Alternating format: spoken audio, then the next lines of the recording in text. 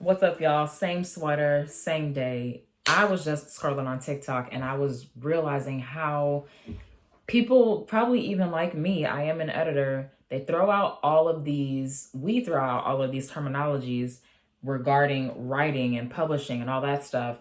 And I come to realize that maybe that is probably more than likely disrupting your writing experience and, more importantly, your writing creativity, because you are now considering too much of what you learned during your writing process. And it's usually like your first draft, and it's again disrupting the flow of things. It's disrupting your creativity. Therefore, it's slowing you down. Therefore, it's going to take you longer to get it done, and indirectly probably causing a lot of self-doubt, more than likely causing you to rethink your whole plot, the whole theme of it all, when really you need to just keep writing. It is no different than over editing. If you did not see my previous video, please go back and see that. But it's simply that, like, you're just considering way too much, and you haven't even gotten through the first draft yet. You haven't even gotten through the first draft.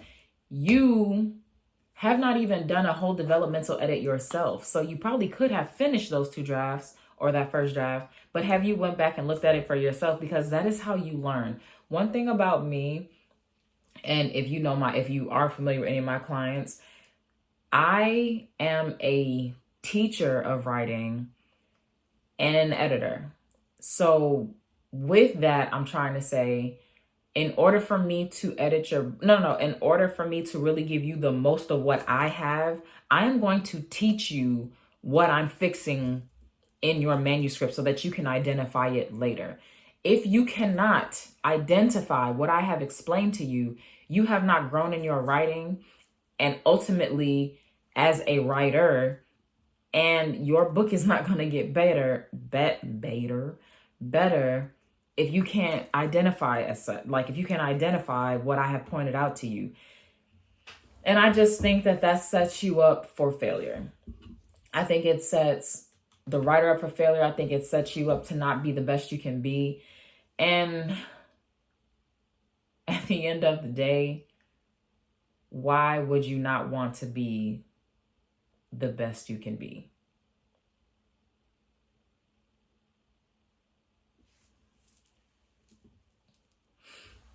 So I really want to just say, like, stop trying to learn so much and learn a little bit later. Just like give yourself the opportunity to have that freedom so that you know what that freedom is like when you're writing. And then with your editing team, they will help you along the way, because that's literally what editing is for. Let me show you what does work and what doesn't work. You learn from that. Again, you learn from that and you take it with you into your next story, because that's why series just get better and better. Okay, I did this last time, this didn't work, blah blah worked, splish splash, throw it in, connect the dots, pull it in, pull it out, and I just worry for the writing community, because while we're sitting here trying to learn everything that we can to make the perfect book, I think it takes away from who you are as a writer and your creativity. Because one of my favorite books is by Ayn Rand. It's called The Fountainhead. That book is so detailed when it comes to one of the main characters, because he's an architect. So when it comes to that, she researched, I think for like 5 years is what I read. And most importantly, like, through that character's very detailed career, she also brought that character to life. If you are focusing on more than one thing at a time, and I'll say this, even over focusing on something that you don't understand as much as you do another thing, which is probably that one thing that brought the book to life to begin with, you are killing the soul of the book. Do not kill the soul of your book. Because it turns it into something that you don't even want. It turns it into a disappointment for yourself. It turns it into just what you probably just don't want to have nothing to do with overall.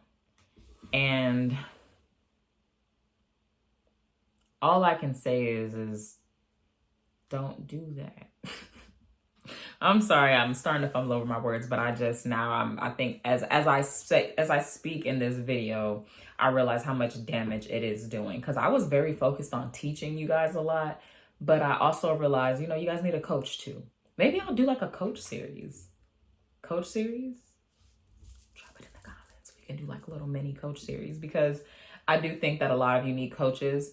And it's not to be like to force you to do things, but it's to say, hey, let's keep you on track. If you are kept on track, you are more than likely going to get things done. If you are kept on track, you might stay on schedule, because I know a lot of y'all like these deadlines and stuff. Deadlines are fine, but they are not fine when they disrupt the opportunity for your book to be better. So there's that. But this video is already 6 minutes. I feel like I'm over talking now. I hope you guys get the gist of what I'm saying. Drop it in the comments if you do, if you don't. Any questions? I do want to talk to you guys more. Like, that's why I started social media, because I really wanted to be a part of the community and, join the community. And it's really fun when you guys engage. So you don't even have to like, share, and subscribe. Just talk to me. All right. Talk to you guys soon. Happy writing. Don't over edit. Don't overthink. Don't over study. Just write. Just create. Be happy and be merry. See you guys.